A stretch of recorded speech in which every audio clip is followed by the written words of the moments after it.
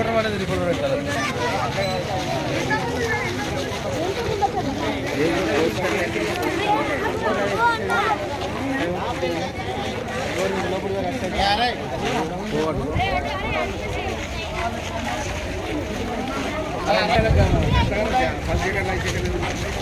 Bag చేస్తాను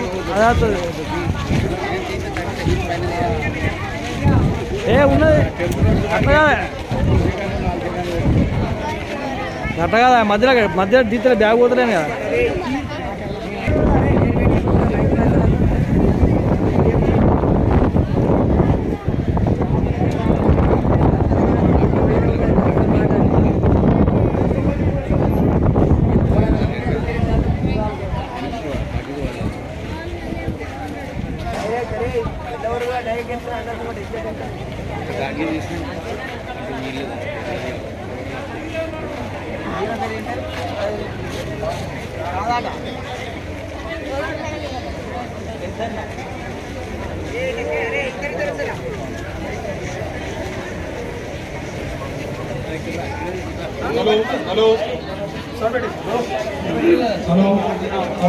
hello mic testing. దయచేసి లోపల లెఫ్ట్ సైడ్ థియేటర్లోకి వెళ్ళిపోయేటప్పుడు నుంచి బైక్లు ఇది తీసేయాలి. సైకిల్ బైక్లు ఇష్టముందా ఇది గిడి పెట్టుకొని పెట్టుకుంటే బైక్ లోపలికి ప్లీజ్ ఫ్రెండ్స్ అందరూ కూడా గమనించాలి. ఇటువంటి లెఫ్ట్ సైడ్ నుంచి అందరూ ఏంటంటే రైట్ సైడ్ ఈ పక్కన ఉంచుకోవాలి. బైక్ ఉన్నా కూడా తీసేయాలి త్వరగా.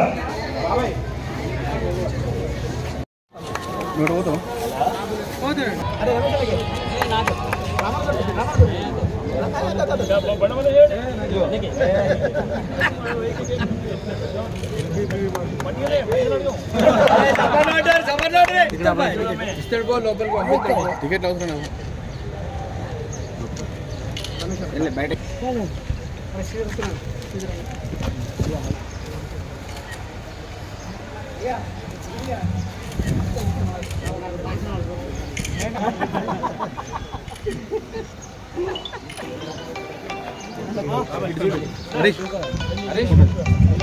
ఈ తరం వారికి రానున్న భావి తరాల భవిష్యత్తులో ఉన్న వారందరికీ కూడా మన హిందుత్వం గురించి కానీ మన విలువల గురించి కానీ ప్రతి ఒక్క విషయాన్ని తెలిసేలా ఒక అద్దం పట్టేలా ఈ హరిహర వీరమల్లు చిత్రాన్ని ఈ రోజు నాడు ఒక అద్భుతమైన నటనతో ఆయన కనబరిచి ఈ రోజు నాడు విడుదల చేస్తే వెమ్లవాడలో ఎంతో రిక్వెస్ట్ చేస్తే మా మెగా అభిమానులందరం కూడా మేము ఎంతో రిక్వెస్ట్ చేస్తే వారికి వేరే సినిమాలు రిలీజ్ ఉండడం కూడా వాళ్ళకు కూడా ఎవరైనా 4 డబ్బులు రావాలని ఆలోచిస్తారు కాబట్టి థియేటర్ యాజమాన్యం కానీ ఎవరైనా డిస్ట్రిబ్యూటర్ కానీ ప్రొడ్యూసర్స్ కానీ వాళ్ళ గురించి వాళ్ళే ఆలోచించుకున్నారు కాబట్టి మా సినిమాని ప్రజలకు చేరువ చేయాలనేది మాత్రం వాళ్ళు ఆలోచించలేదు.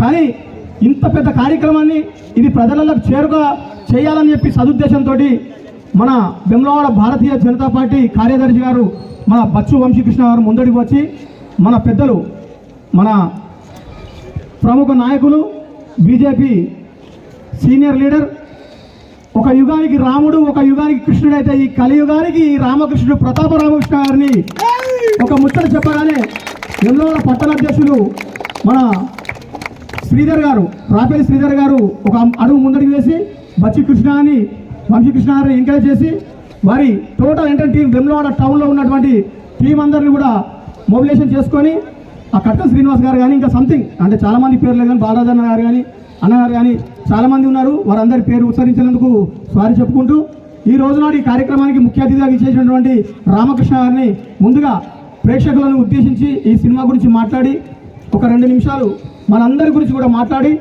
మన కేక్ కటింగ్ చేసి తర్వాత వికలాంగులకు మనం ప్రతి సినిమా కూడా మన మెగా ఫ్యామిలీ అందరూ మీకు తెలుసు సనాతన ధర్మం కోసం పూర్వం ఎలా కష్టపడ్డారో అనేది ఈ హరిహర వీరమల్లు చిత్రంలోని చూపెట్టడం జరిగింది. దానికి గాను వేములవాడ పట్టణంలోని అందరికీ తెలియజేసేలా ఈ మూవీ చూపెడదామని భారతీయ జనతా పార్టీ ఆధ్వర్యంలో ఈరోజు శివరామకృష్ణ థియేటర్లో 4 షోలు ఉచితంగా భారతీయ జనతా పార్టీ ఆధ్వర్యంలో చూపెట్టడం జరుగుతుంది. నేను 2 చేతుల సాష్టాంగ నమస్కారం చేస్తా ఉన్నా. కేవలం భవిష్యత్తు కోసం ప్రతి వాళ్ళం కూడా విదేశీ భాష ఇంగ్లీషును చూస్తూ ఉన్నాం.